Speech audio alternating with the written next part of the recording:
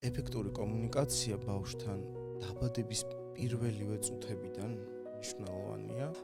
დედა აღიქმება როგორც სამყარო და განზოგადება ხდება, რომ თუ დედა ჩემს საჭიროებებს ითვალისწინებს, მაშინ სამყარო ჩემს მიმართ კეთილია. ბევრი კიდევ სოციალური წნეხი მშობლობის გარშემო, აბა რა გეგონა რომ აჩენდი და ასე შემდეგ.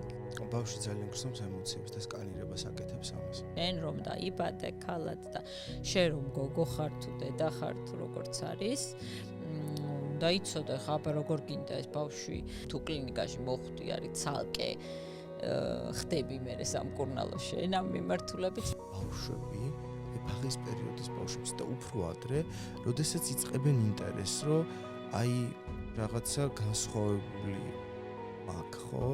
სასქესო ორგანოები, როდესაც იმდანაც მეშინია რეაქციას, რომ ის რეაქცია უფრო წამლიკავს, ვიდრე ის რაც მოხდა. ეს არ მინდა იყოს გააღებული როგორც ახლა სარკაზმი ჩვენი ერის მიმართ, არა. ჩვენთან მშობლის და ბავშვის შვილის ურთიერთობა ხშირად ეგრეა.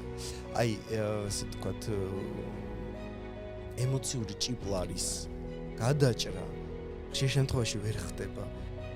ყველა დაივიწყებს რა გაუკეთე, რა უთხარი, არასდროს არ დაივიწყებენ როგორ აგრძნობინე თავი.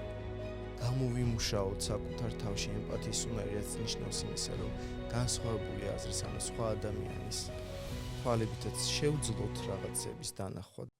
მოგესალმებით, დღეს ძალიან საინტერესო ეპიზოდით დაგიბრუნდით და ჩვენი სტუმარია ვახტანგ გურაბანიძე, ექიმი მიან-გინეკოლოგი, რომელიც ბოლო რამდენიმე წელია სხვადასხვა უნივერსიტეტში ასწავლის ექიმისა და პაციენტის კომუნიკაციას. შესაბამისად, ძალიან საინტერესო ეპიზოდი გველოდება და ვისაუბრებთ კომუნიკაციის მნიშვნელობაზე, ექიმსა და პაციენტის შორის კომუნიკაციაზე და ასევე იმაზე, თუ რა მნიშვნელობა გააჩნია თანამედროვე მშობლისთვის და თანამედროვე ადამიანის ზოგადად იმ ვითარებაში, როცა ჩაანაცვლა ტექნოლოგიებმა ყოველდღიური ცოცხალი ურთიერთობები, კომუნიკაციის უნარებს და პირველი კითხვით გადავალ სტუმართან, მოგესალმებით ვახო. თანამედროვე გამოწვევა, როგორც ვახსენე, ცოცხალი ურთიერთობები, კომუნიკაციის უნარები, რა მნიშვნელობა გააჩნია და რადგან მშობლები გვისმენენ ძირითადად, რა საკში და როგორ უნდა დავიწყოთ იმაზე ზრუნვა, რომ ბავშვს გამოუმუშავდეს კომუნიკაციის კარგი, სწორი უნარები. როდის ვიწყებთ ბავშვთან მუშაობას და კომუნიკაციას? პირველ რიგში ძალიან დიდი მადლობა მოწვევისთვის და წარმატებას გისურვებთ აი ამ საინტერესო პროექტში. კომუნიკაცია მართლა ძალიან საინტერესო და ძალიან მასშტაბური თემაა და მით უმეტეს ყოველდღიურ რობაში ძალიან გვჭირდება. დღესდღეობით აღიარებენ, რომ ეგრეთ წოდებულ hard skills-ზე უფრო მნიშვნელოვანი, ანუ იგივე თეორიულ ცოდნაზე უფრო მნიშვნელოვანი არის ეგრეთ წოდებული soft skill-ების ქონა, როგორიც არის კომუნიკაციის უნარი, მოქნილობა. რაც რა თქმა უნდა მთელი ცხოვრების განმავლობაში ვითარდება და ძალიან ხშირად მშობელს გადამწყვეტი მნიშვნელობა აქვს და გადამწყვეტი როლი აქვს ამაში, როგორ განვითარდება ეს ბავშვი. თუმცა ცოტა შორიდან დავიწყებ ალბათ, იმიტომ უნდა აღვნიშნო, რომ კომუნიკაციის უნარები შეიძლება რამდენიმე ნაწილად დავყოთ. ერთი არის რა ვამბობთ, რა ინფორმაცია გვინდა გადავცეთ. მეორეა როგორ გადავცემთ ამას. და არის კიდე ერთი ძალიან საინტერესო უნარი, მესამე უნარი, რომელიც ვფიქრობ, რომ ყველაზე ხანგრძლივ და რთულ განვითარებას გზას გადის ნებისმიერ ადამიანში, ეს არის აღქმითი უნარი. პირველი არის შინაარსობრივი უნარი, როგორც აღვნიშნე და ეს რა თქმა უნდა ისწავლება სხვადასხვა საგნების შესწავლით. მაგრამ მეორე არის როგორ გადავცემ ამ ინფორმაციას მე სხვა ადამიანს. აი ყოველდღიურ ცხოვრებაში რომ დავფიქრდეთ, ხომ? ერთი და იგივე სიტყვა რო ავიღოთ, მაგალითად ავიღოთ სიტყვა ბოდიში. ბოდიში შემიძლია ისე გითხრათ, რომ ძალიან გაწყენინოთ, ან მთელი ჩემი ემოციური, თქვათ, პატიებისთვის გამოვიყენო, ხო? აი ეს მეორე უნარი არის პროცესის უნარი. ჩვენ შეგვიძლია ვისაუბროთ ამაზეც, როგორ ვითარდება სხვადასხვა უნარები, მაგრამ თქვენ კითხვას დაუბრუნდები და აღვნიშნავ იმას, რომ ეფექტური კომუნიკაცია ბავშვთან დაბადების პირველივე წუთებიდან მნიშვნელოვანია. ზოგი მეცნიერი იმასაც ამბობს და არის ესეთი არა როგორც დღეს ამბობენ evidence-based კვლევები, მაგრამ ინფორმაცია და პირადი გამოცდილებები, რომ მეხსიერება ნაყოფსაც აქვს და შესაბამისად მასთან კომუნიკაციაც კი ძალიან მნიშვნელოვანი არის. საერთოდ ბავშვის განვითარების სხვადასხვა ეტაპზე შობლის მხრიდან კომუნიკაცია სხვადასხვა ეფექტი აქვს. და კომუნიკაცია არის როგორც ვერბალური, ისე არავერბალური. პირველი წლის განმავლობაში, ამბობენ ესეთ 18 თვე დაახლოებით, არის არავერბალური კომუნიკაცია. და სხვათა შორის, აი ამ დროს, ეს უფრო ფსიქოლოგიის თემა არის ალბათ და შეიძლება ეს ზედაპირულად შევეხოთ, რომ უფრო ღრმად არ შევიდეთ ამაში. თუმცა ჩემთვისაც ბოლო პერიოდში მას მერე რაც გეშტალტ ფსიქოთერაპიის სწავლა დავიწყე თბილისის გეშტალტ ინსტიტუტში, ჩემი ასე ვთქვათ მომავალი პროფესიის ნაწილიც გახდა. და საინტერესო ის ფაქტია, რომ თუნდაც აი ამ პირველი 18 თვის განმავლობაში გარემოსთან როგორი კომუნიკაცია ქონდა ახალშობილს და როგორ რეაგირებდა მშობელი მის სხვადასხვა საჭიროებას, აღმოჩნდა, რომ შემდგომ დასულ ასაკში ძალიან საინტერესო გამოვლენები აქვს. ანუ წინასწარი განწყობა აქვს ადამიანს რაღაცნაირად დამახსოვრებული, ხო? წინასწარი, უბრალოდ წინასწარი აღქმა აქვს, ასე ვთქვათ, სხვა ადამიანის მიერ როგორ იქნება გაგებული, ხო? მისი ნათქვამი რაღაცნაირად. კი, შეიძლება ეგრეთ ვთქვათ, იმიტომ რომ რეალურად იმ მომენტში მშობელი და განსაკუთრებით დედა, იმიტომ რომ ჩვენ რეალობაში და ისედაც უფრო ხშირად მჭიდრო კონტაქტი ახალშობილს და შემდგომ ბავშვებს დედებთან აქვთ უფრო. დედა აღიქმება როგორც სამყარო და განზოგადება ხდება, რომ თუ დედა ჩემს საჭიროებებს ითვალისწინებს, მაშინ სამყარო ჩემს მიმართ კეთილია. მაგრამ თუ რაღაც სხვადასხვა მიზეზების გამო, ხო, ვერ ხდება ბავშვის მოთხოვნების ადეკვატური დაკმაყოფილება და სუფრუს განკვეულ ფრუსტრაციაშია, შეიძლება ჩამოუყალიბდეს ესეთი განწყობა, რომ სამყაროს ჩემს მიმართ არის განწყობილი უარყოფითად, მე არ ვჭირდები და ასე მნიშვნელოვანი არ ვარ ალბათ მისთვის.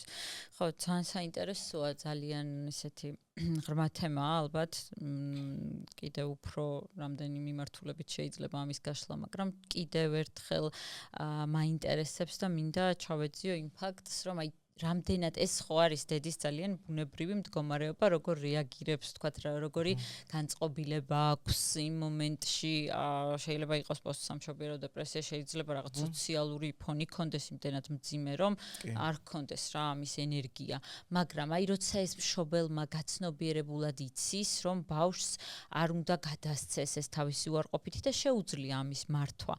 აი ვუთხრათ მაშინ ამ შემთხვევაში, თქვათ, რითი დავეხმარებით ჩვენ ბავშვს, რომ ის უფრო ღია იყოს, უფრო ლაღად იყოს ამ სამყაროში და შემდგომ ეს კომუნიკაციის უნარები კონდეს დახვეწილი, არ იყოს შიშით და რაღაც ჩასაფრებულ პოზიციაში. რა როლი აქვს ამ დროს მშობელს, თუნდაც მამას? მით უმეტეს დღეს თანამედროვე მშობელს, რომელსაც არც დრო აქვს ამისი, ალბათ არც რესურსიც ნაკლებად აქვს და შეიძლება განწყობილებაც, იმიტომ რომ ბევრად სტრესულ გარემოში უწევს მუშაობაც ყოფნაც და ბევრი კიდევ სოციალური წნეხი მშობლობის გარშემო, რომ აბა რა გეგონა რომ აჩენდი და ასე შემდეგ. მაგრამ აი ამ ნაწილში ვთქვათ, როცა სამაგიეროდ გვაქვს ბევრი ინფორმაცია, რა შეიძლება იყოს ის ინფორმაცია, რომელიც გამოადგება და ამ შემთხვევაში რა არის ის რითიც შეძლებს მშობელი, რომ ბავშვს მისცეს აი ეს რაღაცნაირი ბაზა და შეუქმნას ის საფუძველი, რის ფონზეც შემდეგ ეს ბავშვი გაიზრდება და რაღაცნაირად წინ იქნება კომუნიკაციის უნარებით, სხვისი გაგების უნარით იგივე, ხო? აი კაი რაღაც აღნიშნეთ და მაგ კუთხის წავალ. საერთოდ ყველაზე მაგარი რამე რაც მშობელმა შეიძლება ბავშვისთვის გააკეთოს არის საკუთარი თავის შემეცნება.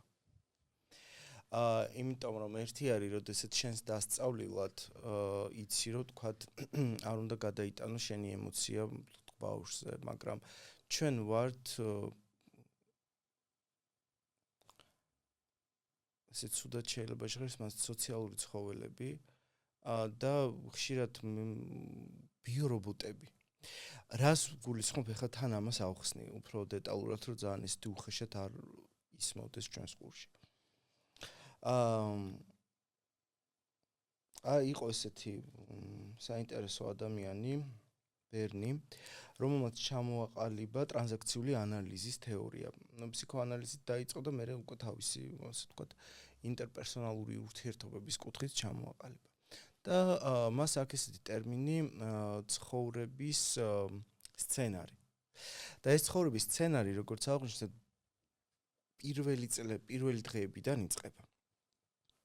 რა შეიძლება გავაკეთოთ მშობლებმა, რომ ეს ბავშვის ცხოვრების სცენარი და ის ძირეული პროგრამები, რომელსაც მე ხშირ შემთხვევაში ავტომატურად მოქმედებთ, იყოს მაქსიმალურად ეფექტური. პირველი რომ ვეცადოთ საკუთარი ემოციების იდენტიფიცირება და იმიტომ რომ ის ფაქტი რომ ჩვენ შევძლებთ ემოციების კონტროლს არ არის მთლად ალბათ მართებული, იმიტომ რომ ემოცია არის ისეთი სპონტანური მოვლენა, რომელსაც ვერ გააკონტროლებ. მაგრამ რა შეგვიძლია ჩვენ გავაკეთოთ? ჩვენ შეგვიძლია რეაქცია შევცვალოთ გარემოში, როგორ ვატრანსლირებთ ამ ემოციებს. რატო არის ეს მნიშვნელოვანი განსაკუთრებით ცხოვრების დასაწყისში, იმიტომ რომ ბავშვი ძალიან გრძნობიარეა. პირველი რამდენიმე წელი, აი ამ პერიოდის 18 თვის განმავლობაში, განსაკუთრებით როცა პრევერბალური განვითარება აქვს და ბავშვი ჯერ არ მეტყველებს, ის ძალიან კარგად აღიქვავს ემოციას, ჩვენს ტონს. დღესდღეობით ისეთი ცხოვრების რიცხვში ვართ, რომ ძალიან ბევრი სტრესია. დაწყებული ფინანსური სტრესიდან, არასტაბილურობიდან და ეს ძალიან აისახება ხოლმე ჩვენზე, ხო და შესაბამისად მშობლებზე. და ყველაზე რთული არის ხოლმე, რომ ეს არ გადაიტანო ბავშვზე. ერთადერთი რჩევა ალბათ ეს იქნებოდა, რჩევაც არა, ალბათ სურვილი, რომ ვეცადოთ ჩვენი ემოციების იდენტიფიცირება ისე, ვისწავლოთ სახელდება ამ ემოციების. როდის ბრაზდებით, როდის გვწყინს. იმიტომ რომ როდესაც კი ეს ემოციები იდენტიფიცირებულია და სახელდებულია, ამაზე მუშაობა შეიძლება. როდესაც ამაზე მუშაობა შეიძლება, მე უკვე ეს ნაკლებად, თქვათ, ბავშვთან კონტაქტში, იმიტომ რომ ეს ხდება იმდანაც სპონტანურად, აი გვაქვს ესეთი ძალიან საინტერესო ნეირომეცნიერების კუთხით რომ შევხედოთ, გვაქვს ტვინში ესეთი ნეირონები, რომელსაც ქვია სარკისებრი ნეირონები, რომელიც ერთი მხრივ ძალიან კარგია, იმიტომ რომ ბევრი რამის სწავლაში გვეხმარება, მაგრამ ასევე გვეხმარება სხვების ემოციების სკანირებაში. და განსაკუთრებით ამ ასაკში ეს ძალიან ესეთი მკვეთრად არის გამოხატული. და კიდე ერთი ალბათ, აი თავიდან თქვი ორი ძირითადი უნარი ვახსენე, ხო, ეს არის შინაარსობრივი და მე პროცესის უნარი, მაგრამ ერთი ძალიან მნიშვნელოვანი მესამე უნარია და ჩემთვის ყველაზე საყვარელი, იმიტომ რომ ძალიან მჭიდროდ არის გადაჯვარედინებული თვითშემეცნებასთან და ფსიქოთერაპიასთან არის აღქმითი უნარი. ალბათ რასაც ყველაზე კარგს გავაკეთებთ ჩვენი ბავშვებისთვის იქნება, რომ ჩვენშივე ამ აღქმითი უნარის განვითარება მოვახერხოთ. რა არის აღქმითი უნარი? ამ აღქმით უნარში არის აი უზარმაზარი რამე ჩაყრილი. ბევრი რამე არის. ეს არის თვითაღქმა, მე რას ვფიქრობ საკუთარ თავზე. ეს არის ჩვენივე ბავშვობაში ჩადებული სხვადასხვა პროგრამები, რომელიც მიღებულია ან სხვისი გამოცდილებით, ან ჩვენივე გამოცდილებით. როგორ ვხედავთ ჩვენ სხვებს, როგორ ვხედავთ სამყაროს, როგორია ჩვენი მოქნილობა, გადაწყვეტილების მიღება, გადაწყვეტილების მიღების უნარი ბოდიში. და ასე შემდეგ. აი ამ უნარის განვითარება არის ალბათ ერთ-ერთი ყველაზე მნიშვნელოვანი, რაც შეგვიძლია ჩვენ ბავშვებს გავუკეთოთ და რატო? იმიტომ რომ თუ ჩვენ ვახერხებთ ამ საკუთარი უნარის განვითარებას შესაბამისად ვახერხებთ ეგრეთ წოდებული აი ტრიგერები დღეს ხშირად გვესმის ხო რა არის ეს ტრიგერი? რეალურად არის ის რომ გარემოდან გამაღიზიანებელი დადებითი ან უარყოფითი რა არის, რომელიც ჩვენში გარკვეულ ემოციებს იწვევს. აი ამის იდენტიფიცირებას ჩვენ თუ ვახერხებთ, მაშინ შევძლებთ ჩვენ შვილსაც მერე დავეხმაროთ, რაც უკვე აი, როდესაც ეს ვერბალური განვითარების პერიოდი იწყება, ხო? აი წინახევრის მერე და უკვე აი 3 წლისკენ. აი ამ მომენტში, როდესაც მათი ემოციური და მეს ჩამოყალიბება იწყება, უფრო მარტივად შევძლებთ დავეხმაროთ მათ იდენტიფიცირება ვასწავლოთ საკუთარი ემოციების. ეს მართლა ძალიან მნიშვნელოვანი უნარია, იმიტომ რომ ბოლოს და ბოლოს რაღაც რაც თუნდაც გვატრიგერებს, ანუ ხვდები რომ ჩემთვის დამატებითი გამღიზიანებელია, შემიძლია ამაზე მე ვიმუშაო მაშინ, მხოლოდ როცა ვიცი ეს რა არის და რა იწვევს ჩემში ამ კონკრეტულ ემოციას, ხო? და ადამიანს თუ ეს ყველაფერი საბაზისოდ აქვს, ასე ვთქვათ და შემდეგ არ ჭირდება რაღაცა 40 და 50 წლის ასაკში იმის გააზრება, თუ რა იყო რაღაც მისი კონკრეტული რაც თვისება ეგონა იმის გამომწვევი, რომ თუნდაც რატომ ვრაზდები მარტივად რაღაც კონკრეტულზე. ამ შემთხვევაში რა თქმა უნდა ვარ ერთი და შეიძლება ერთი კი არა 10 ნაბიჯით წინაც და ჩვენ თუ მშობლები ამას მოვახერხებთ იქნება იდეალური, მაგრამ და თუ მშობელი ახერხებს ამოიცნოს საკუთარი ემოცია და ამ მიმართულებით არის გაზრდილი და აიდენტიფიცირებს რაზე ბრაზდება, რა მოსწონს, მისივე ემოციებს ამუშავებს კარგად, მაშინ ბავშვიც უფრო უკეთ ახერხებს ამას, იმიტომ რომ ესე პირდაპირ ალბათ ვერ ასწავლის, ბუნებრივია, გაუჭირდება ხა მშობელს, მაგრამ კარგი მაგალითი, კარგი რაღაცა შეგრძნების დონეზე გადაცემა გამოუვა ბავშვისთვის, როდესაც თვითონ ან თუნდაც იმ ბავშვისვე ემოციებს სწორად ამუშავებს და სწორად იგებს ეს ადამიანი. კაი, რა მე აღნიშნე, ბავშვი ძალიან გრძნობს ემოციებს და სკანირებას აკეთებს ამას. და როგორც კი არ უნდა, რაც არ უნდა უთხრა უბრალოდ სიტყვიერად, იმის უკან ყოველთვის ასკანერებს იმ შიშს, ემოციას და ძალიან ხშირად არის ხოლმე, რომ რეალურად ბავშვმა ხო შიში, ახლა თემამ წამოიღო და იქ გამახსენდა მაგის თქმა მომინდა, რომ ძალიან საინტერესო ესეთი ექსპერიმენტი ჩაატარეს. ჩვილები სანამ არ იციან რა არის შიში. შიშსაც ხო ჩვენ ვასწავლით რეალურად.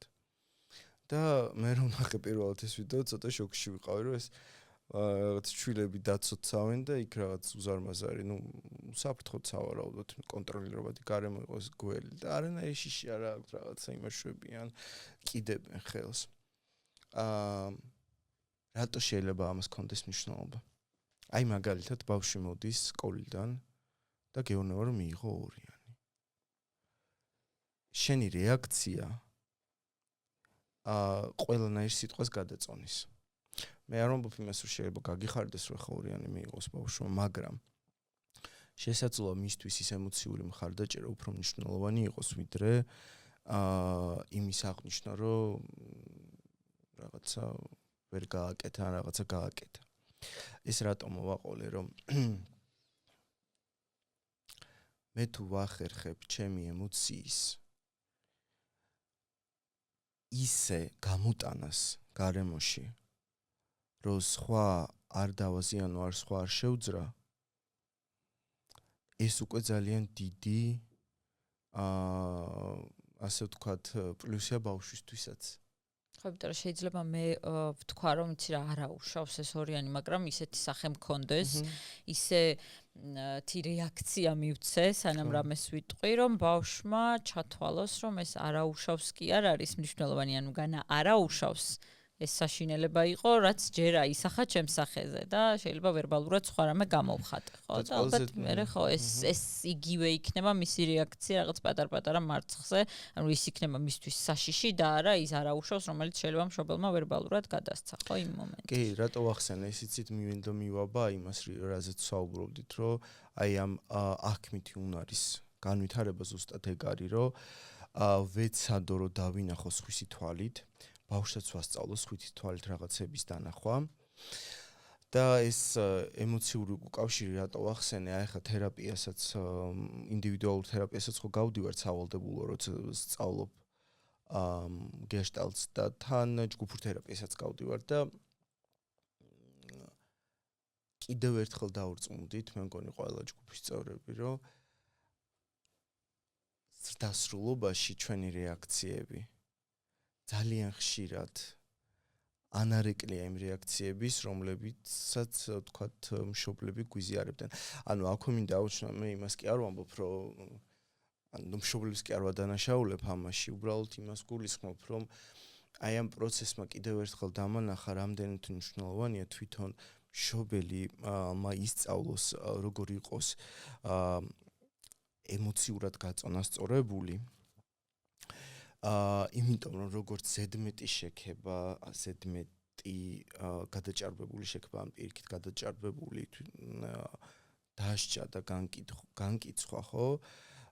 მისი სხვადასხვა საქციელების რამდენად დიდ დახს ასმევს ბავშვს და სხვათა შორის ძალიან უცნაური ის არის, რომ რაღაც მესამე, მეოთხე დეკადაში ცხოვრებისა შეიძლება უფრო მკვეთრად გამომჟღავნდეს ეს ყველაფერი.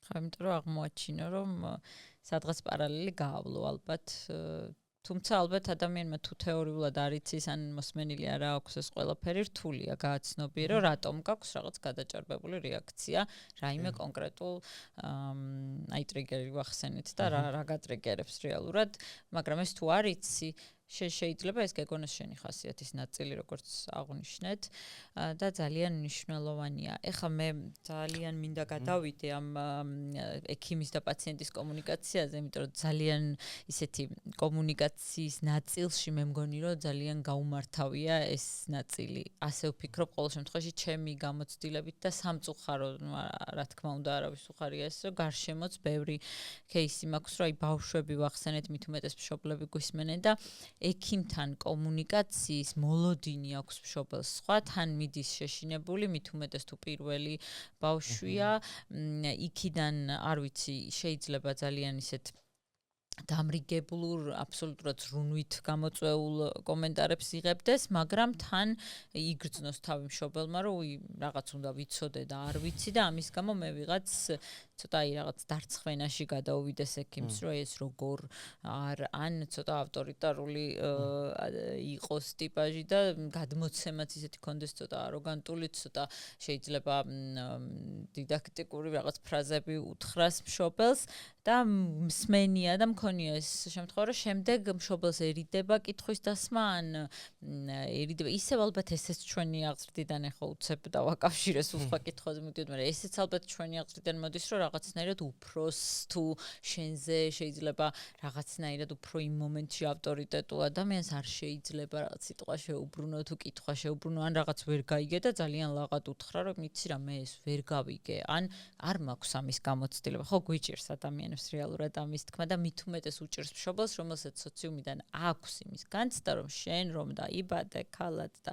შენ რომ გოგო ხარ თუ დედა ხარ თუ როგორც არის, უნდა იცოდე ხა აბა როგორ გინდა ეს ბავშვი გააჩინე და მორჩა დედა ხარ და ეს ყველაფერი უნდა დაგყვეს რაღაცნაირად და შესაბამისად ვერ ეკითხება თუ იმ ექიმთან უსაფრთხო გარემო ვერ დაინახა, ვერ ეკითხება რაღაცებს, ვერ აკეთებს ჩაკითხვას ან ვერ აზუსტებინებს და ეს ნაწილი, აი არ ვიცი როგორ არის ამაზე დამატებით ექიმები მუშაობენ თუ არა, რომ პაციენტთან კომუნიკაცია, ნუ კარგია რადგან ისწავლება, ესე იგი იმედის მომცემი ამბავია თუნდაც შენი ეს მიმართულება პროფესიული, რომ ესე იგი ისწავლება, ესე იგი ძალიან მნიშვნელოვანია, ესე იგი დაფასდა მიენიჭა მნიშვნელობა როგორც იქნა და აი რა პრაქტიკაა უჭირთ რეალურად ამის გადალახვა ექიმებს, რომ უფრო ემპათიურები იყვნენ, ნუ ამას ალბათ არც აღიარებენ, მაგრამ მაინც აი თუ აღიარებენ შიგნით წრეებში, ან პაციენტების მხრიდან როგორია ამაზე უკავშირი, უჭირთ ექიმებთან საუბარი, ან ერთ ენაზე საუბარი.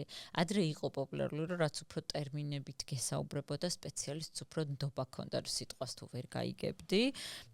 ესე იგი რაღაც არ ვიცი რა თქვა, მაგრამ ჭკვიან ორი თქვა, იმიტომ რომ ვერაფერი გავიგე. მაგრამ ახლა რაღაცნაირად ნუ დასავლურ სახელმძღვანელოებში კომუნიკაციაზე რაც შეიძლება რომ ამოიკითხო, მოისმინო, არის ის რომ მაქსიმალურად გასაგები უნდა იყო, ხო, მაქსიმალურად რა აუდიტორიასაც ესაუბრები, მისი ტერმინოლოგია უნდა გამოიყენო, რომ ახლოს იყო და ბოლო-ბოლო გაგიგოს და შენც გაუგომას. და აი ამ მიმართულებით რომ მოგვიყვე ეს სფერო, საით მიდის, როგორ ვითარდება, რატომ გახდა აქტუალური საერთოდ და საბოლოოდ ისიც თუ რა როლი აქვს კომუნიკაციას პაციენტსა და ექიმს შორის, მით უმეტეს რადგან მშობლები გვისმენენ, აი ბავშვის ინტერესი რომ იყოს დაცული და გაგებული სათანადოდ. მადლობა ამ კითხვისთვის. რამდენიმე თემას მოიცავს და ნელ-ნელა ვეცდები, რომ გაგცეთ პასუხი. უბრალოდ ერთი იქიდან დავიწყებ, რაც ახსენე, რომ და იმ წინა ნაწილის გაგრძელება ხშირად აღმოაჩენ, რომ ჩვენივე ემოცია და რეაქციები არ არის ჩვენი რეაქცია და ემოციები. არამედ არის დასწავლილი ემოციები მშობლებისგან ან გარემო სოციუმისგან. ჩვენ თვითონ ვართ საზოგადოება, სადაც აი ერთ ტერმინს ვიხმარ ინტროექტი ქვია. სადაც ძალიან ბევრი ინტროექტი გვაქვს. და ერთ-ერთი ახსენებ. რომ მაგალითად უფროს არ უნდა შეეპასხო და ზედმეტი კითხვები არ უნდა დასვა. ზოგადად ზედმეტი კითხვები არ უნდა დასვა, იმიტომ რომ შტერი რო არ გამოჩნდე. ქალმა უნდა იცოდეს თავიდანვე ყველაფერი როგორ მოუაროს ბავშვს და ეს თანდაყოლილი ინსტინქტია. ისევე როგორც აიგეთ შეიძლება რომ მაგალითად ექიმი თუ არის, იმასაც კომუნიკაციაში ყველაფერი გამართული უნდა კონდეს. მაგრამ სამწუხაროდ ეს ესე არ არის, იმიტომ რომ თანდაყოლილი არავის არაფერი არ აქვს. გვაქვს გარკვეული მიდრეკილებები და ნიჭები, თუნდაც უკეთესი ვიღაცას უფრო მარტივად შეუძლია კომუნიკაციაში შესვლა, ვიღაცას ნაკლებად შეუძლია კომუნიკაციაში შესვლა, მაგრამ ეს ის უნარია, რომელიც განვითარებადია და დასწავლადია. რაც შეეხება იმ საკითხს, რომ საერთოდ რატო დაიწყო კომუნიკაციის სწავლება და ექიმ-პაციენტის ურთიერთობის სწავლება განცალკევებით. არა როგორც დიაგნოსტიკური ნაწილი, არამედ განცალკევებით. სამედიცინო უნივერსიტეტებში იყო ის, რომ რა თქმა უნდა, ისე ბრიტანეთში დაიწყო ეს მრავალი კვლევა ამაზე, რომ აღმოჩნდა, რომ პაციენტისთვის კარგი ექიმად გამოკვლევების საფუძველზე, ბოდიში კვლევების საფუძველზე, ითვლება ექიმი, რომელსაც შეუძლია მოსმენა. მაშინ, როდესაც აი ექიმების კუთხით აი ეს კვლევა რო ჩაატარეს, უმეტესობა თვლიდა, რომ ჩემი სამედიცინო განათლება და პროფესიონალიზმი. მაგრამ კომუნიკაცია ორმხრივია, ხო? მე ვარ მესიჯის გამგზავნი, თქვენ ხართ ინფორმაციის მიმღები და აი ამ ველში ინფორმაციას გაგზავნას და მიღებას შორის ძალიან ბევრი ხმაურია. ეგრეთ წოდებული ხმაურისტი. საინტერესო ინტერპერსონალურ ურთიერთობაზე მომუშავე ფსიქოთერაპევტი იყო დევიტო და მას აქვს ძალიან კარგი განსაზღვრება ამ კომუნიკაციის რა არის, რომ ეს არის აქტი, სადაც მონაწილეობს ერთი ან რამდენიმე პიროვნება, რომელიც არის მესიჯის გამგზავნი და მიმღები და აი ამ მესიჯის გზაზე არის უამრავი ხმაური. და ამ კომუნიკაციის ეფექტურობა განსაზღვრულია ამ ხმაურის, ასე ვთქვათ, რაოდენობით, რა გარემოში ხდება ეს კომუნიკაცია და ეს არის კომუნიკაცია, არის აქტი, ასევე რომელიც იძლევა საშუალებას უკავშირის. ეხლა რატომ მოვაყოლე ეს ამბავი, რომ კომუნიკაცია არის ის უნარი, რომელიც უნდა განავითაროს ექიმმა, იმიტომ რომ აღმოჩნდა, რომ წარმატებული დიაგნოსტიკის და ასე ვთქვათ, სწორი დიაგნოზის დასმის კომპონენტი 80%-მდე არის ეფექტური კომუნიკაცია. და რატომ? აი ჩვენი თავიც რო წარმოვიდგინოთ როგორც პაციენტი, ხო? რაღაც სქესობრივად გადამდები დავად, აი ჩემი სპეციალობიდან. გავიხსენოთ ისიც, რომ ცხოვრობთ იმ სოციუმში, სადაც ძალიან ბევრი ტაბუდადებული თემა არის. ბევრი ფაქტორებიდან გამომდინარე, ხო? ძალიან ბევრი სირცხვილის განცდა გვაქვს სხვადასხვა თემებთან მიმართებაში. მე მოვდივარ ექიმთან და მომაქვს ჩემი ისტორია. რას გულისხმობ, რომ ჩემი განცდებიც მარტო სიმპტომები არა. მე ექიმში ვხედავ სოციუმის წარმომადგენელს. და შესაბამისად ჩვენ ხო გვაქვს განსაკუთრებით განზოგადების უნარი. და მე ამ ექიმში პოტენციურად ხედავ საშიშროებას, რომ განმიკითხოს. ანუ ექიმებიც დიდი გამოწვევის წინაშე არიან ზოგადად პაციენტთან კომუნიკაციის მხრივ. იმიტომ რომ შენთვის უცნობი ადამიანია დღევანდელ მოცემულობაში როგორც წესი არ არის იმდენი დრო ვიზიტზე გამოყოფილი. პირველადი ვიზიტის დროს უფრო ნაკლები, შემდგომი ვიზიტების დროს უფრო მეტი. მაგრამ შემდგომი ვიზიტების დროს გამოყოფილი დროც ზოგჯერ არ არის საკმარისი და ბოლო პერიოდში ჩემი გამოცდილებით და გამოდერე მივხვდი, რომ პირველი ვიზიტი არ არის საკმარისი, რომ ჩამოყალიბდეს სრული ნდობა. ნელ-ნელა შეიძლება მოგიყვეს. აქედან გამომდინარე, ექიმებიც გამოწვევის წინაშე არიან. როგორ მოიქცნენ ამ პაციენტს ისე რომ აი ამ 20 წუთს ნახევარი საათის განმავლობაში თან პაციენტი გაიხსნას, თან ნდობა გაუჩნდეს შენი, თან მოასწროს რაღაცების მოყოლა, შენც მოასწრო რაღაცების დაჭერა.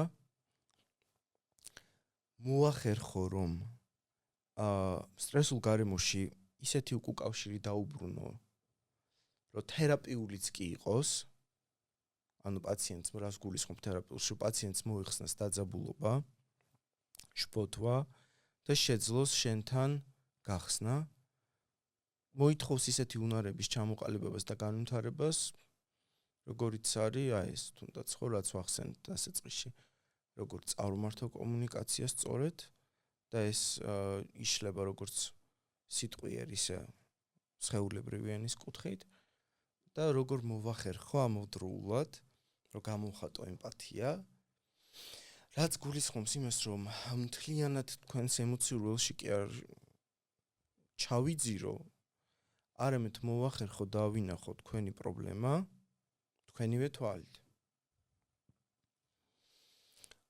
ამას ძალიან დიდი რესურსი უნდა, როგორც ფიზიკური, ისე ემოციური.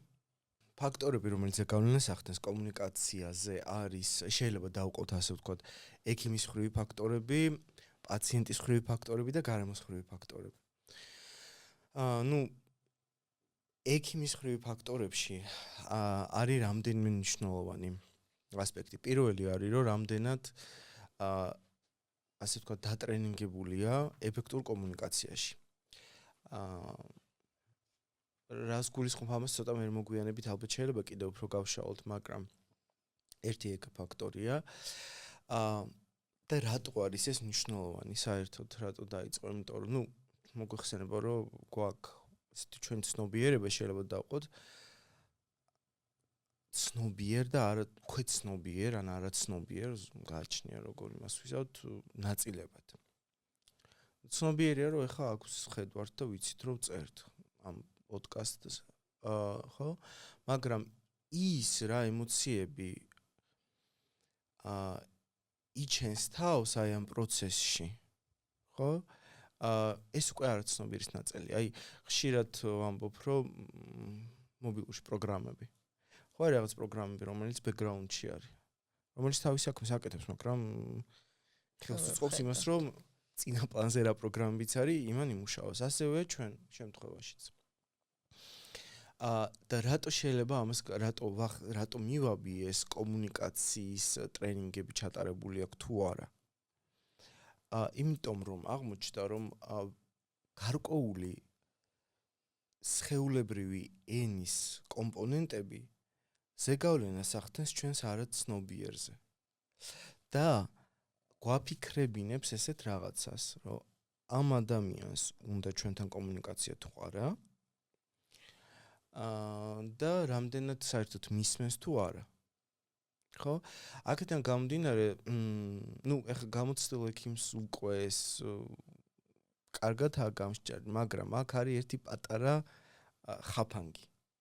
რაც გვაქვს ხოლმე, რომ თუ ექიმი დიდი ხნის არის და გამოცდილი არის, ეს ყოველთვის არ ნიშნავს აპრიორ, რომ მან აქვს ეს უნარები კარგად განვითარებული და რატო.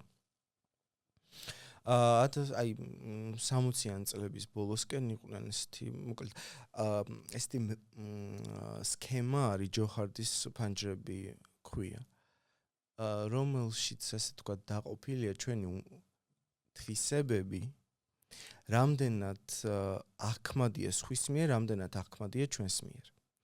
და არის ესეთი 4 ფანჯარა, რაც წეცა, არის ღია ფანჯარა, არის ბრმა ფანჯარა, არის დაფარული და უცნობი ფანჯარა. რას ნიშნავს ეს? მაგალითად, მე შეიძლება ვიცოდე ჩემ მეგობარზე, რომ ძალიან ხიარულია და ბევრს იღიმის. მან იცის ეს თავის შესახებ და მეც ვიცი. და ყველა კარგად ვარ.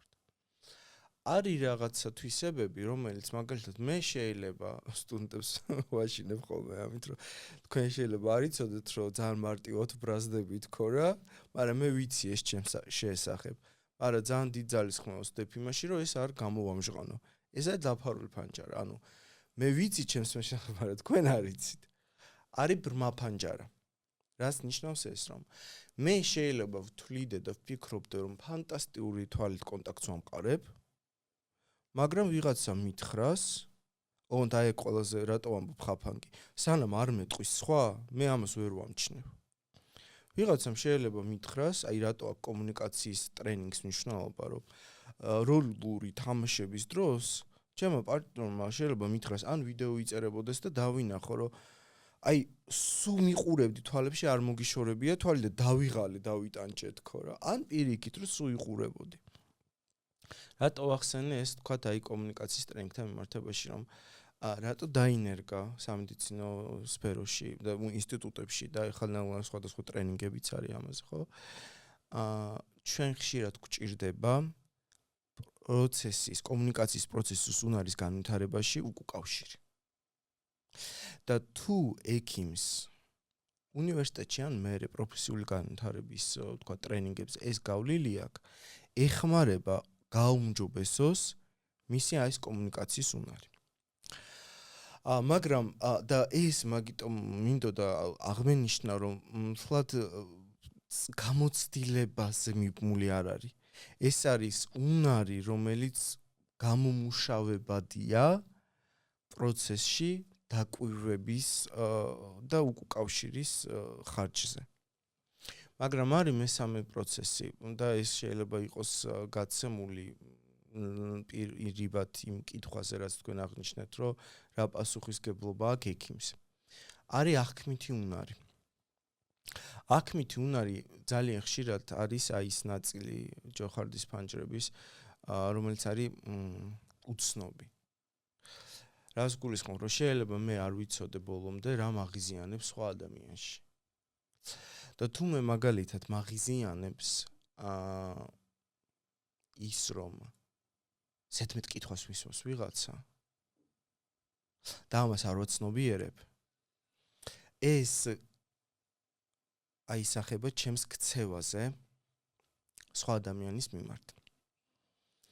უბრალოდ რატო ვახსენე, რომ ექიმებს ეს ძალიან დიდი გამოწვევა აქვს, იმიტომ რომ სხვა ფაქტორებიც, რომლებიც მოქმედებს, არის გადაღლა,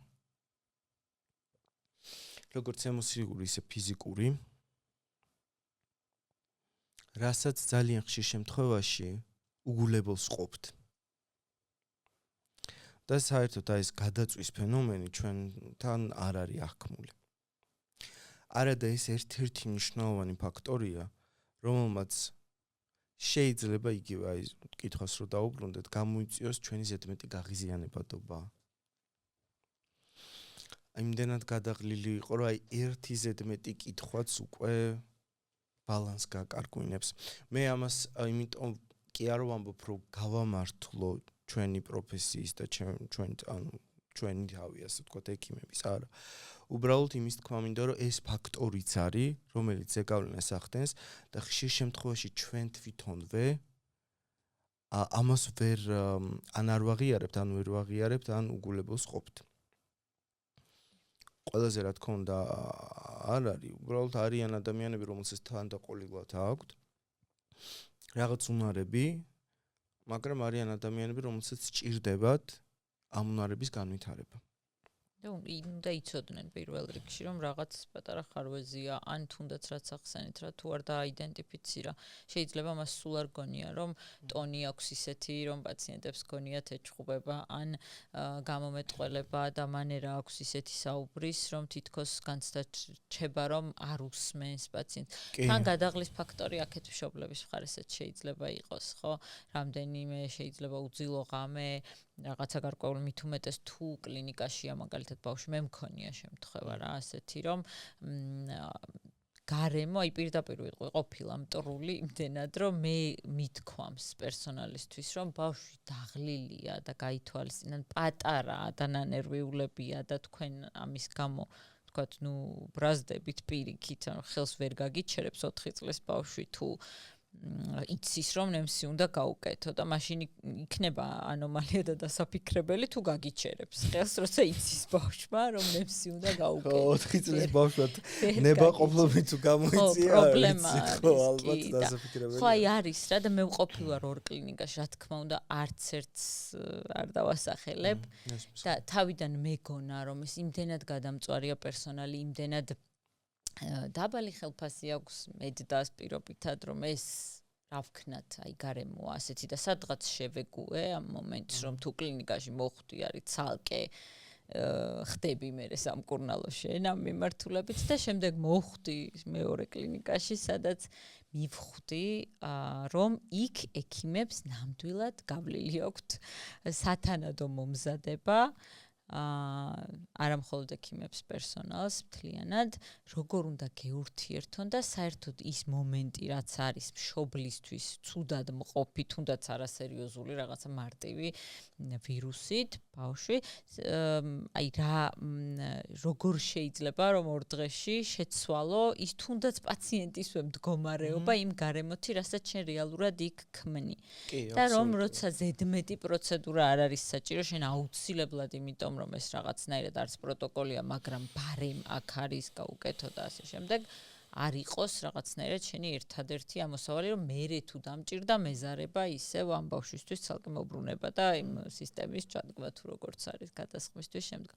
და იმდენად აი ამიტომ ძალიან მიხარია რომ ეს ამბავი გაცნობიერებულია, დაწყებული ამის სწავლება, რომ მე პირადად ეხა ისევ და ისევ ვახსენებ ჩვენ აუდიტორიას, მშობლები არიან თანამედროვე გამოწვევებით და მე ზუსტად მაქვს ეს გამოცდილება, რაც შეიძლება როგორ რადიკალურად სხვადასხვა განცდა და ემოცია და მდგომარეობა შეიძლება მიიღო იმ შემთხვევაში, როცა გესაუბრება პერსონალი, გარკვეული ხარ რა პროცესი გაქვს გასავლელი იქ რა მდენი ხანი უნდა დაყო იმ კლინიკაში დაახლოებით, როცა ინფორმაციას გაძლევენ ელემენტარულად და გესაუბრებიან ისე, რომ არაფერი უბედურება შესწავს არ ხდება, რაღაცა ნორმალურია, ჩვეულებრივია, იქ ბავშვთან დამოკიდებულება აქვს სხვანაირი და მეორე შემთხვევა, როდესაც ამას გიმძიმებენ კიდე დამატებით, არა აქვთ იმის განცდა, რომ იქ ბავშვია, მესმის რომ ეს 1000-ია შეიძლება იმ დღეს, მაგრამ ეს შენ არ განუგეშებს რა როგორც მშობელს. მეორე მხრივ მესმის ექიმის მხარეს ის მომენტი, რომ ჩვენ აი გადაცემამდე საუბრობდით, რომ პაციენტს ზოგჯერ არ აქვს იმის განცდა, რომ ის ექიმი არის ადამიანი, მას აქვს თავისი სამუშაო საათები და ელემენტარულად რაღაცა მაღალი ტემპერატურის გამო არ შეიძლება შენ შეგეშინდეს და ღამის 3 საათზე დაურეკო, რომ რა გააკეთო, როცა იქიდან ვერაფერს გიშველის, გარდა იმისა, რომ რაც ისედაც ალბათ დიდი ალბათობით იცი, რომ რომელიმე სიცხის დამწევის საშუალება მისცე და დაელოდო, დააკვირდე და ასე შემდეგ. ეს ძალიან ის არის, ძალიან მნიშვნელოვანია, მაგრამ აქ კიდე მეორე ვარიანტი, რაც არის ხოლმე მეორე უბრალოდ ვარიანტი რა სცენარი ექიმთან და პაციენტთან ურთიერთობის გაიზარდა ეს ბავშვი და მშობელს ბოლომდე იმდენად არ აქვს ეს უნარი ადამიანს კომუნიკაციის თუ კონკრეტულად ექიმთან კომუნიკაციის ეს არ ვიცი, მაგრამ ექიმებთან არის ხოლმე ყველაზე თვალსაჩინო, რომ აი გავხდით 47 წლის და აი ეს პრობლემა გვაქვს კიდევ დედით ან მამით ნაკლებად რა დედით არის წარმოდგენილი საკმაოდ ესეთი ზრდასრული კი არა, დიდი ხნის წინ შესული ზრდასრულობაში ადამიანი და სიმპტომებსაც კი პაციენტს არ აცდიან აღწერას. ერთ-ერთ ძალიან ისეთ პოპულარულ ექიმს ეწერა იმ დღეს, რომ იმდენად გაუბუქებენ ამ სიმპტომებს ოჯახის წევრები, რომ ამ ადამიანს ჯერა რომ რაღაც საშინელება ხდება მის თავს და მიწევს რომ განცდა კი არა, პაციენტის განცდა და ჩივილი კი არა, გავიგო იმ გარემოს აზრი თუ აღქმა ამ ყველაფრის, რაც იმ პაციენტს აწუხებს, რომელიც ფიზიკურად თავად განიცდის ამ ყველაფერს და ხა შეუძლებელია ხო მით უმეტეს გასტროენტეროლოგია ექიმი და ეს სიმპტომები ხა გარედან აღუწერო მშობელმა ზრდასრული ადამიანის ექიმს არის ძალიან არ ვიცი ლოგიკასთან საერთოდ არ არის ახლოს ალბათ, მაგრამ საერთოდ აი რა არის ეს ყველაფერი როგორი იხსნება, რა ხდება და აქ რა სირთულესთან გვაქვს საქმე? ხო, ანუ ზოგადად დღეობით ჩვენს ჯანდაცვის სისტემას ძალიან ბევრი გამოწვევა აქვს, მათ შორის როგორც კადრების სიმცირე, განსაკუთრებით საერთო კადრების სიმცირე, ასევე ვთქვათ კადრების გადამზადების თემა და ასე შემდეგ. რა კუთხით შეიძლება ეს იყოს დაკავშირებული კომუნიკაციასთან, რომ დროის სიმცირის გამო ზოგჯერ სამედიცინო პერსონალის გასამართლებლად კი არ ვამბობ, უბრალოდ ეს ერთ-ერთი ფაქტორია, რამაც შეიძლება განაპირობოს კომუნიკაციის ეფექტურობის შემცირება. იმიტომ რომ როგორც წინაზე აღვნიშნე, ხომ სამედიცინო პერსონალის ფიზიკური და ფსიქიკური მდგომარეობა, ანუ მათ შორის გადახრა ფიზიკური, სტრესი, სხვადასხვა რაღაც, ხო, იმიტომ რომ ჩვენ მაინც ასე თუ ისე როგორ ჩვენი ტვინის პრინციპი როგორია, დასაწყისში პენტიუმის კომპიუტერები რო იყო, ხო, რამდენიმე ფანჯარად ერთდროულად თუ არის ამოვარდნილი, იჭედება კომპიუტერი. ჩვენც ესე ფუნქციონირებთ. თუ რამდენიმე ამბავზე ერთდროულად ნერვიულობთ, რა თქმა უნდა, აქ და ამჟამად ვერ ვართ. და აქ და ამჟამად ყოფნა რატო შეიძლება იყოს განსაკუთრებით მნიშვნელოვანი სამედიცინო პერსონალისთვის, რომ აი ის თერაპიული, რასაც ახსენეთ, ხო, მოპყრობა ხდება მაშინ, როდესაც მე ხედავ შენ საჭიროებას და შემიძლია ისეთი უკავშირი დაგიბრუნო, რომ არ იყოს ეს მარტო თქვათ სიმპტომები და წამალი და ის არამედ დაგამშვიდო, გავიგო რა ისე გეშინია, განსაკუთრებით თუ მშობელს ეხება ეს, ხო? მეტი დრო მქონდეს იმისთვის, რომ უფრო ეფექტური კომუნიკაცია მქონდეს და ეს ეფექტური კომუნიკაცია აღმოჩნდა, რომ მარტო ფსიქოლოგიურად კი არ მოქმედებს ჩვენზე. კვლევებია ამაზე, ოღონდ მართლა მტკიცებულებებზე დაფუძნებული კვლევები, განსაკუთრებით 90-იან წლების დასაწყისში, რომ ამცირებს ტკივილს, შფოთვის სიხშირეს რო ამცირებს, ფაქტია. წნევის მაჩვენებლების დაკლებიც კი შეუძლია. აი, ჯადოსნური არის ეს თერაპიული კომუნიკაცია რა და თერაპიული მაშინ არის თუ მე კონცენტრირებული ვარ იმ ადამიანზე, ვისთანაც ვარ. კი, როგორც მინიმუმ იმედიანად ვარ, რომ აინტერესებს იმ ადამიანს ჩემი მდგომარეობა, ხო? აქვე შეიძლება ეს ამ თემასთან კავშირში არის გარკვეულწილად პაციენტის ასაკი, მაგრამ ის ცოტა სხვა ჭრილში ვახსენეთ და აქეთაც მინდა ვიცოდეთ რა არის ის ასაკი, როდესაც პაციენტს შეუძლია თავად დამოუკიდებლად ექიმთან ვიზიტი. ჩვენი კანონმდებლობით, ანუ პაციენტის უფლებების შესახებ კანონი რაც გვაქვს, ანუ 18 წელი სრულწლოვანია და თავისთავად. თუმცა პაციენტს 16-დან 18 წლის შუალედში შეუძლია დამოუკიდებლად მოაწეროს ინფორმირებულ თანხმობას ხელი. ოღონდ აქაც ერთი მნიშვნელოვანი ფაქტორია გასათვალისწინებელი, რომ ექიმი არის ვალდებული რომ შეაფასოს რამდენად აქვს უნარი ამ ადამიანს დამოუკიდებელი გადაწყვეტილებების მიღება. მაგალითად პროცედურებზე, ხო? სამედიცინო პროცედურებზე. ხო, და კომუნიკაციის უნარებიც ითვლება, რომ ადამიანს აქვს 16 წლიდან ისეთი ჩამოყალიბებული, რომ შეუძლია გამოხატოს საუბრობ პრაქტიკულად ჯანმრთელობაზე. იმიტომ რომ რეალურად ახლა აი კრიტიკული აზროვნება სადღაც იწყებს ჩამოყალიბებას 12-13 წლიდან, ხო, მოზარდობის პერიოდში.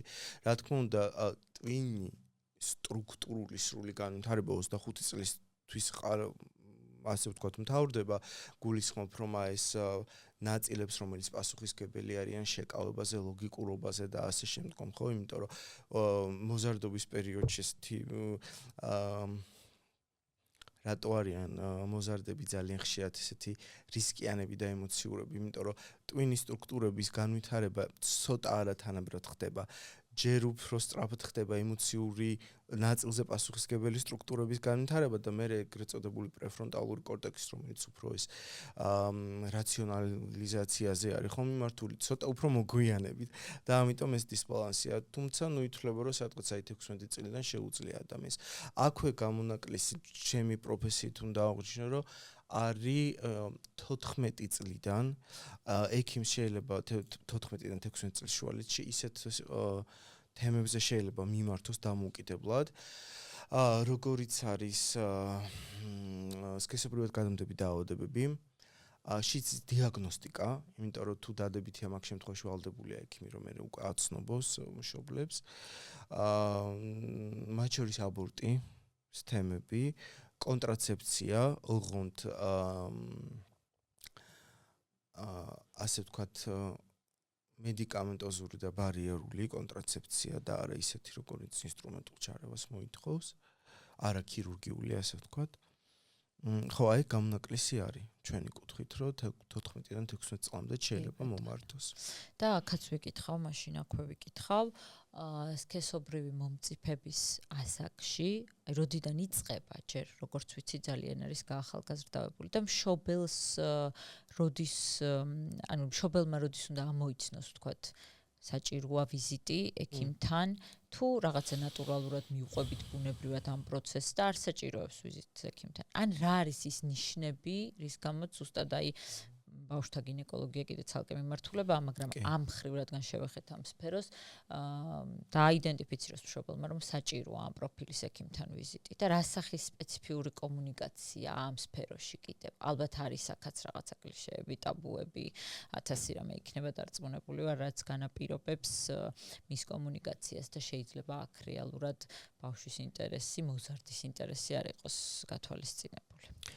კი, მესმის, აი თქვათ ამბულატორული ჩემი მე პირადად არ ვიღებ ეგეთ პაციენტებს ახალ ეტაპზე და აქედან გამდინარე არ მინდა მათ კომპეტენციაში შევიჭრო, თუმცა რაც ჩემი მეგობრებიდან გამომდინარე ვიცი, აი ხშირია ზუსტად ეს, რომ თქვათ მშობლები მოყვებიან, ძალიან ეუხერხულებათ თქვათ მოზარდებს ამ თემზე ლაპარაკი და მე რაღაცნაირად ცდილობენ ხოლმე რომ მარტო დარჩენ ექიმთან, ნუ ექიმის ხრივაც შეიძლება თქვათ ამ გასინჯვის დროს რომ დამატებითი თქვათ უფრო პრივატული ურთიერთობა, კომუნიკაცია გქონდეს. თუმცა როგორც აღვნიშნეთ 14 წლიდან შეუძლია დამოუკიდებლად მომართოს. რაც შეეხება რა ნიშნები შეიძლება იყოს აი ამ პერიოდში გამონადენი რაღაც გახანგრძლივებული სისხლენები, გარკვეული ტიპის გამონადენი, ქავილი, ვიზუალური მნიშვნელოვანი ცვლილებები, რომელიც თქვათ ნორმას არ შეესაბამება. გადიდება, თქვათ ძალიან სასქესო ორგანოების ფერის ცვლილება, ქავილი. ეს ის სიმპტომებია, რომლის დროს რა თქმა უნდა მიმართოს გინეკოლოგს, ხო, ბავშვთა გინეკოლოგს და ნუ შესაბამისად ბიჭების შემთხვევაში უროლოგებს, ხო? და აი რას ურჩევდი ამ დროს ბოდიში მშობელთან, აი მშობელს, რომელსაც შეიძლება ძალიან კარგი ნდობა აქვს, ბავშვს კარგი ურთიერთობა აქვს, ნდობაც შესანიშნავია, მაგრამ ბავშვი თუ ეუბნება ამ დროს, რომ იცი რა, აი მე მწვენია ექიმთან ვერ მივალ. აი არის თუ არა რაღაც რაც შეიძლება ვურჩიოთ მშობლებს ამ დროს, რომ როგორ გადაალახინონ ბავშვს ის მომენტი, რომ ის არის ექიმი, რომ შენ თუ გჭირდება, საჭიროებისამებრ უნდა მივმართოთ და ასე შემდეგ. ამ მიმართულებით თუ არსებობს რაიმე რეკომენდაციები ოფიციალური ან რა ვიცი, ზოგადად გამოცდილი. ესეთი ცალსახე რეკომენდაციები ალბათ არ არის ძალიან ხშირად ზოგადად ყველაფერზე. კარგად მუშაობს საკუთარი გამოცდილების გაზიარება. იმიტომ რომ ნახეთ გარდატეხის პერიოდში ბევრი პროცესებს გადის, ხო? თქვათ პირველი მენსტრუაცია, ხო, თუ გოგონებს ავიღებთ იქ პირველი ღამის პოლიციები ბიჭებში. პირველი მანამდე, რაც ასე ვთქვათ, უკვე უნდა იყოს დამყარებული ალბათ ნდობა, რომ არ მოერიდოს თვითონ. ალბათ ეს იცით რა პერიოდში იწყება, როდესაც ბავშვები, აი ბაღის პერიოდის ბავშვებს და უფრო ადრე, როდესაც იწყებენ ინტერესს, რომ აი რაღაცა განსხვავებული მაქვს, ხო? სასქესო ორგანოები, აი ალბათ მანდედანვე და მაგ სფეროში არ შევალ, იმიტომ რომ თქვა ბავშვთა ფსიქოლოგების ან კომპეტენცია შეიძლება უფრო იყოს, რომ როგორ მივაწოდოთ ინფორმაცია, რომ ეს სირცხვილი არ არის. ანუ მშობელთან კომუნიკაციამდე მივდივართ ისევ, ხო? რომ იქვე არ დავატაბუიროთ ეს თემა, იმიტომ რომ თუ ამ ბუნებრივ ამბად იღებს თავის სხეულს, იმ სხეულებრივ ცვლილებებს, რაც მე ხდება პუბერტატულ ასაკში, რა თქმა უნდა, უფრო ნაკლები იქნება ეს სირცხვილის განცდა. მეორე ალბათ იქნება ეს, რომ საკუთარი მაგალითის გაზიარება შესაძლოა დახმარება იყოს და მესამე ალბათ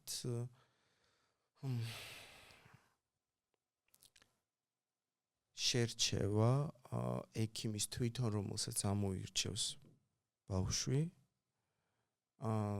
და იმასთან კომუნიკაცია, ვისთან უფრო ეკომფორტულება. ანუ ამაში მაინც მშობლის დახმარება მოზარდისთვის არის გადამწყვეტი, რომ შემდეგ თუნდაც ის პირველი გამოცდილება იმდენად ფრთხილი და დელიკატურად შერჩეული იყოს, რომ ამან მე არ განაპირობოს მთელი ცხოვრება რაღაც ექიმის შიში, სირცხვილის გრძნობა, რომელიც შეიძლება გაყვეს და დიდ ასაკშიც ჩათვალოს, რომ კონკრეტული პროფილის ექიმებთან ვიზიტი ბევრისთვის დღემდე არის ბარიერი, ხო? დღემდე აი როგორც ხა დღესდღეობით, ხო? ესეთი ფსიქიკური ჯანმრთელობის თემები ტაბუირებულია, ხო? ასევე რაღაც აღარ საუბრობ ორიენტაციაზე საერთოდ, ხო და ასე შემდეგ. აი ალბათ მანდაც შეიძლება ძალიან დიდ პასუხისმგებლობას ასე ვთქვათ ვანიჭებთ მშობლებს, მაგრამ გონია რომ აი იმ დასაწყის ეტაპში, როდესაც ეს ინტერესი იწყება და მერე გარდატეხის პერიოდში, როცა ინტერესი იწყება, ხო? იმიტომ რომ ბავშვი მაინც გაიგებს ამ ინფორმაციას. მით უმეტეს დღესდღეობით. ხო. ამ ინფორმაციის ღვაში და შეიძლება მშობელი იყოს ის პირველი, რომელიც სწორედ მიაწოდებს ამ ინფორმაციას. და ისევ იქ მივდივართ, რომ მშობელი თუ ინფორმირებულია, მშობელი თუ თავად არის მყარად დარწმუნებული, თავდაჯერებული, რომ ფლობს ამ ინფორმაციას და მათ შორის მომზადებულია იმისთვის, რომ ხოლდაზე ბავშვს ეს კითხვა გაუჩნდება და ზუსტად ეს იყო ჩვენი შემაჯამებელი თემა, რომელიც განვიხილოთ, რომ მოზარდთან ეფექტური კომუნიკაცია და გთხოვე რომ რჩევები მიგვეცა ამ მიმართულებით რა. მოზარდს ყველაზე მეტი საჭიროება რა საკითხზე აქვს ხო კომუნიკაციის ზუსტად შენ სფეროსთან ახლოს არის გოგონების შემთხვევაში მით უმეტეს აი გინეკოლოგთან რაღაცა პირველი სქესობრივი ნიშნები, მომწიფების ნიშნები, ბიჭების შემთხვევაში იგივე სქესობრივი მომწიფების ნიშნები და რაღაც ცვლილებები, რომელსაც ორგანიზმი განიცდის და ამ დროს ამ ინფორმაციის მიღება, რა თქმა უნდა, უფრო უსაფრთხოა ისეთი ადამიანის მხრიდან, ვისაც ენდობი ერთი და მეორე, ვისაც აქვს ინფორმაცია. თუ მშობელი თავად არის დაბნეული ამ სიტუაციაში და თავად არის მოუმზადებელი, იმიტომ რომ ხვალდაზე ეს კითხვები აუცილებლად გაჩნდება, ბუნებრივია რომ ეს კომუნიკაცია ისეთი ვერ იქნება, რომ ვინმეს დაეხმაროს, როგორც მინიმუმ. და ამ შემთხვევაში აი ორი რაღაც მინდა ორი მიმართულებით ვურჩიოთ. ერთი რომ ვთქვათ კითხა ბავშვმა, მოზარდმა და ამ დროს როგორია ჩვენი ეფექტური კომუნიკაცია და მეორე შემთხვევა, როდესაც ვხვდებით რომ აინტერესებს, მაგრამ არ გვეკითხება. აი ეს ორი ამბავი რომ განვიხილოთ, მე მგონი ძალიან სასარგებლო რეკომენდაციები შეიძლება ესეთი პირდაპირი არ იყოს და მოწოდება, მაგრამ ჩვენ ვცდილობთ რომ ადამიანების ცნობიერება ავამაყლოთ ამ მიმართულებით და შემდეგ უკვე ბუნებრივია თავად ჩვენი მაყურებელი გადაწყვეტ სად მოიწიოს დამატებით ამისი რესურსი და თუნდაც ინფორმაცია. კი, რა თქმა უნდა, მშობლების ინფორმირებულობა ამ კუთხით ალბათ რომ ყველაზე დიდ დაბნეულობას რეალურად იწვევს ის, რომ როგორ მივაწოდოს სწორედ ინფორმაცია. ამაზე ალბათ შეიძლება გარკვეული ეხლა იცით რას ვიხსენებდი, რომ არის თუ არა რამე გარკვეული ჯგუფები ან ტრენინგები, რომლებიც ეხმარება მშობლებს ამის გადალახვაში. სხვადასხვა სამშობლოში არის მაგალითად მათ შორის ჩვენთან მშობელთა სკოლა. იქ არის რაღაც ინფორმაცია, რომელიც იქ შეგვიძლია მივაწოდოთ მშობლებს, რომ იქვნენ მომზადებულები.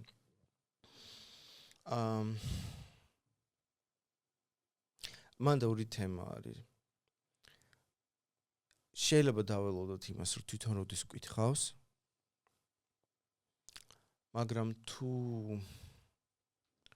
ხედავთ, რომ რაღაცა აწუხებს, მანდაც ალბათ ისევ მშობლის ინიციატივა არის მნიშვნელოვანი, რომ შევთავაზოთ ამაზე საუბარი. ასაკიდან გამომდინარე, ხო? იმიტომ რომ ფიზიოლოგიურად ვიცით ესეთი რაღაცა, რომ ნაადრევი სქესობრივი განვითარება გოგონებში ითვლება თუ რაღაცა ნიშნები გაჩნდა 8 წლამდე, ბიჭებში 9 წლამდე. და გოგონებზე თუ გავაკეთებთ ასე ვთქვათ აქცენტს, სადღაც საშუალოდ გააჩნია სხვათა შორის ტერიტორიულ მდებარეობასაც აქვს, ხო, იქ ცხიმის კომპონენტს ორგანიზმში, D ვიტამინის, მზეს და ასე შემდეგ. ცირკადულ რიტმს. სადღაც 11-12 წლის ასაკში საშუალოდ ეწყება მენსტრუაცია. შეიძლება შევთავაზოთ, რომ ხო არ გაინტერესებს ამ თემებზე საუბარი, მაგრამ აქაც მე როგორც მშობელი უნდა ვიყო მზად პირველი რომ მოვახერხო, რომ ჩემი შვილისთვის არ გავხადო ეს თემა, რომ მე მცხვენია ამაზე საუბრის. ეგ არის ალბათ ყველაზე მნიშვნელოვანი რა. ხო, ისე მშობლის განწყობამდე მივდივართ და მზაობამდე. ხო, ჩვენ გადაცემაში სულ მაქვს ხოლმე რა ის სურვილი და განცდა და საერთოდ იდეაც ეს იყო, რომ მშობლისთვის გაადვილებულიყო მშობლობა. რაც დღეს არის სტრესი რეალურად რა.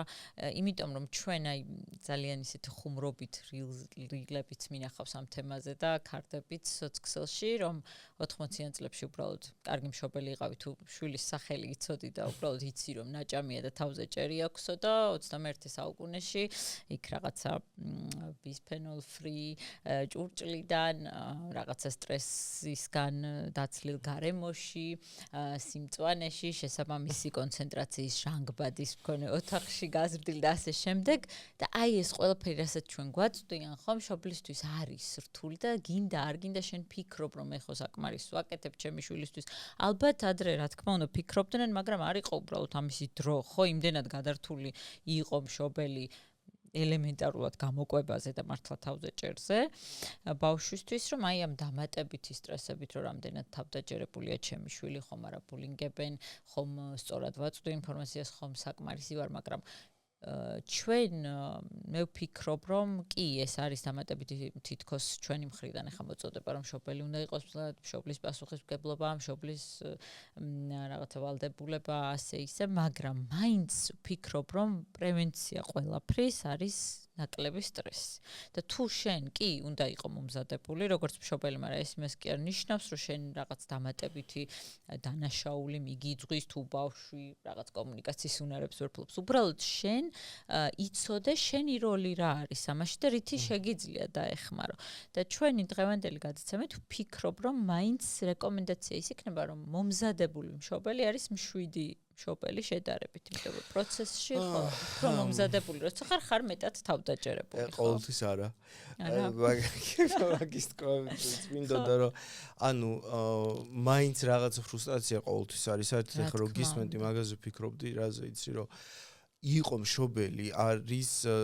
ანუ ძალიან დიდი გამბედაობა უნდა და ძალიან შეიძლება ითქვას ცალკე პროფესიაა რომელიც თავიდან რა თქმა უნდა თუნდაც იმ 90-იან წლებში ისეთ გარემოში უწევდათ ჩვენ მშობლებს ჩვენი გაზრდა, რომ იმიტომ კი არა რომ დრო არ იყო, ჯერ ისეთი ინფორმაცია ისეთი არ იყო, თუნდაც ინტერესი ფსიქოლოგიის მიმართ, ინტერესი რაღაც სხვადასხვა ემოციური გამოვლენების მიმართ, იქ სხვანაირი აღზრდის მეთოდი იყო. თუ არ ვიცი არ ვაშავებ. თუ არ ვიცი არ ვაშავებ, თან ნახე, აი სხვათა შორის პარალელი რო გავალოთ სამედიცინო იმასთან, დღესდღეობით ჩვენ ვართ პაციენტზე ორიენტირებული მედიცინა. ადრე უფრო იყო ექიმზე ორიენტირებული მედიცინა. მშობლობაც დაახლოებით, აი ეხლა პარალელი რო გავალოთ, მაშინ იყო ასე ვთქვათ უფრო პატერნალისტული მიდგომა, ეხლა არის რომ მაგრამ მანდ უფრო ბავშვზე ორიენტირებული. მაგრამ მანდაც იცით რა ზღვარი ყველაფერს თავისი უნდა კონდეს და ეგ არის ყველაზე რთული. ხშირ შემთხვევაში რომ დაიჭიროს ზღვარი გადაჭარბებულ ზრუნვას და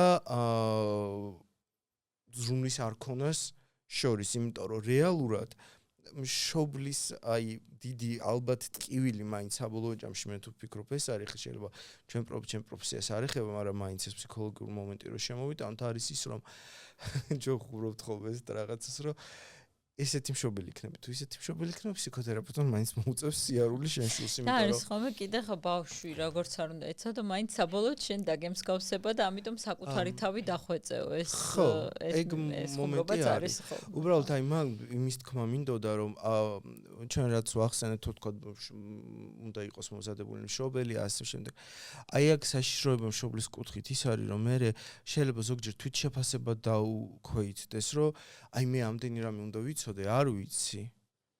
მაგრამ ყველაზე მნიშვნელოვანი ალბათ, რაც უნდა იცოდეს მშობელმა, თქვათ, იმაზე მეტად მნიშვნელოვანია, რომ რომელ ბაღში წაიყვანოს და აბულინგებენ თუ არა და რომელი ჭურჭლიდან აჭამოს, არის ის, რომ თუ მე ემოციურად სტაბილური ვარ, კი, ამას გულისხმობ. აი, ქარიშხლებში არ ვამყოფი ჩემ თავს და შესაბამისად ჩემ ველში ბავშვს ის ბავშვი ისეთი ემოციური სტაბილურობით იზრდება, აი იმიტომ რომ ბავშვის ყველაზე მნიშვნელოვანი არის პერიოდული ფრუსტრაციები, რომელსაც სტაბილურობა მოყვება. აი მაგალითად, მშიავ ტირი მაჭამის დავწყნარდი.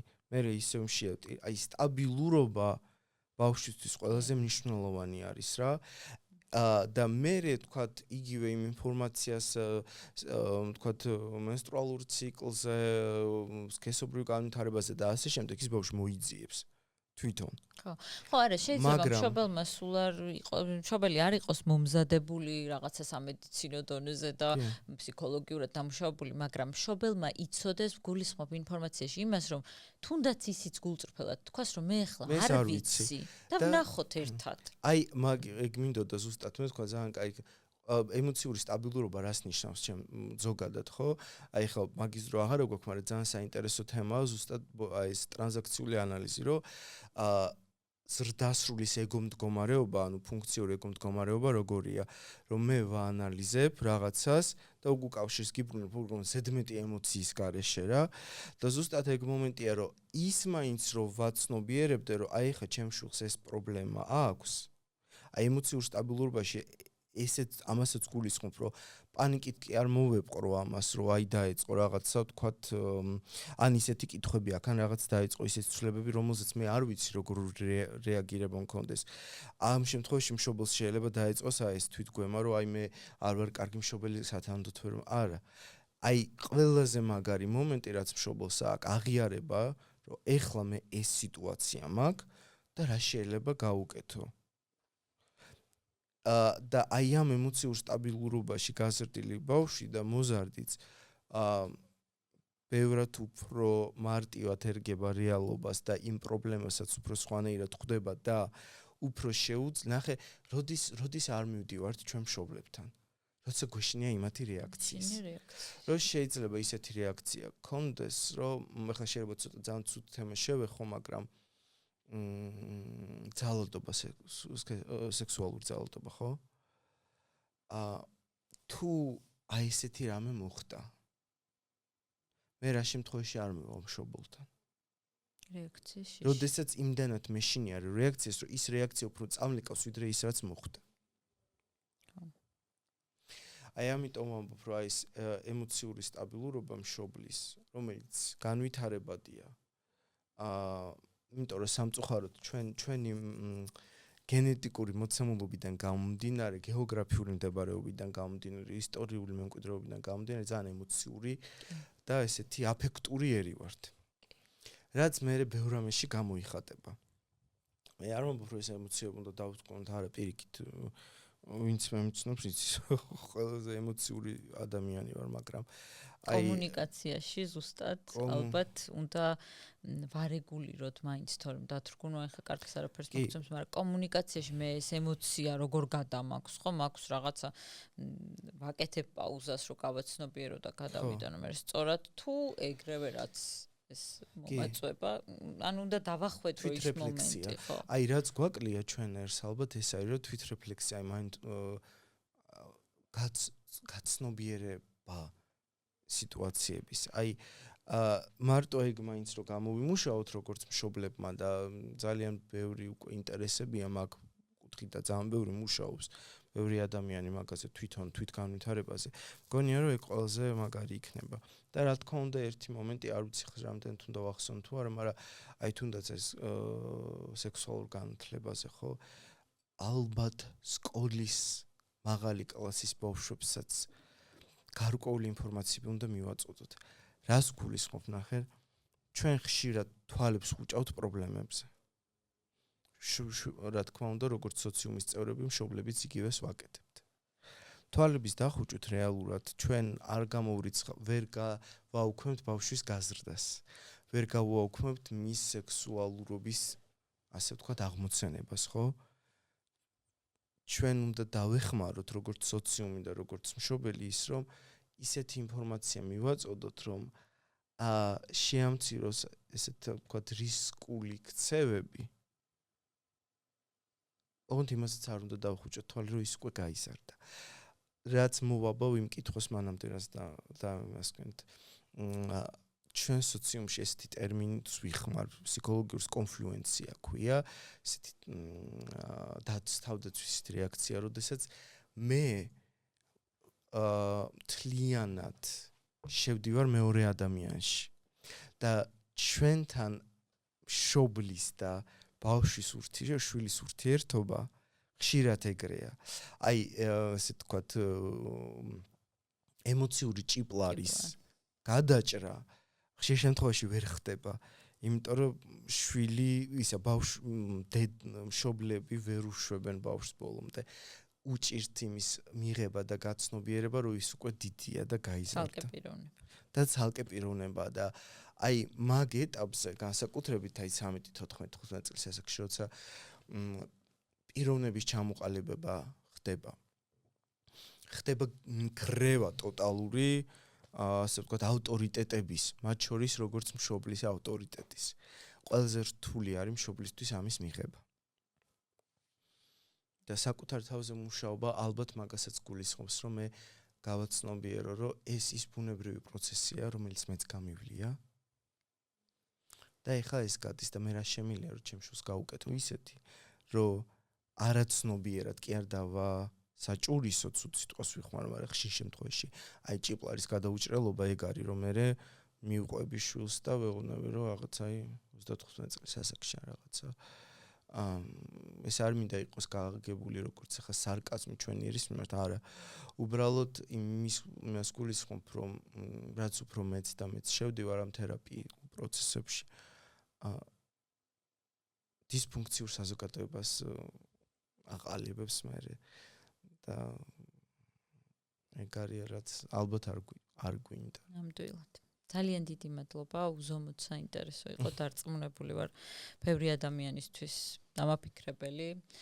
გახდება გარდამტეხით შეიძლება რაღაცების გააზრებაში, რომ სიმარტივეში რეალურად მარტივად ჩვენი თავისკენ მიმართულ აღქმაშია და აი ამ გამორკვევაში ის, რომ საერთოდ არ არის აუცილებელი იყო იდეალური მშობელი, საკმარისია, რომ უბრალოდ მოვუსმინოთ ჩვენ თავს, ჩვენ შვილებს და ყველაფერი რაც ხდება ჩვენ ვირკვლივ, მივიღოთ რაციონალურად და შემდეგ მივყვეთ პროცესს აბსოლუტურად ისე ნაბიჯ და ზედმეტი ფოთვის გარეშე ეს რეცეპტივით ადვილია, მაგრამ მაინც როცა გარკვეულად ხო, ადვილია სათქმელად ძალიან, მაგრამ სადღაც რომ იცი რომ შენთვისაც ემოციურად და შენი შვილისთვისაც უკეთესია, ვფიქრობ რომ რაც დღეს ვისაუბრეთ ძალიან ისეთი კარგი წინ დადგმული ნაბიჯი იქნება.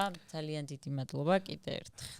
მადლობა თქვენ პირიქით, ჩემთვისაც ძალიან საინტერესო იყო და ესეთი გამოცდილება პირველი. და ერთი რამით მინდა დავასრულო, რასაც ვეუბნები ხოლმე ჩემ სტუდენტებს, ერთ-ერთი წერლის ესეთი გამონათქვამი, რომელიც ვფიქრობ, რომ როგორც ექიმებისთვის მნიშვნელოვანია, ისე მშობლებისთვის, რომ ყველა დაივიწყებს რა გაუკეთე, რა უთხარი, მაგრამ არასდროს არ დაივიწყებენ როგორ აგრძნობინე თავი. ამიტომ ვისურვებდი ჩემთვისაც და ჩვენ ყველასთვის, რომ გამოვიმუშაოთ საკუთარ თავში ემპათიის უნარი, რაც ნიშნავს იმისა, რომ განსხვავებული აზრის, ანუ სხვა ადამიანის თვალებითაც შევძლოთ რაღაცების დანახვა და მიღება და ვეცადოთ, რომ ნაკლებად ვაგრძნობინოთ ერთმანეთს თავები დამცირებულად და არასაჭიროდ და უგულებელს ყოფილად.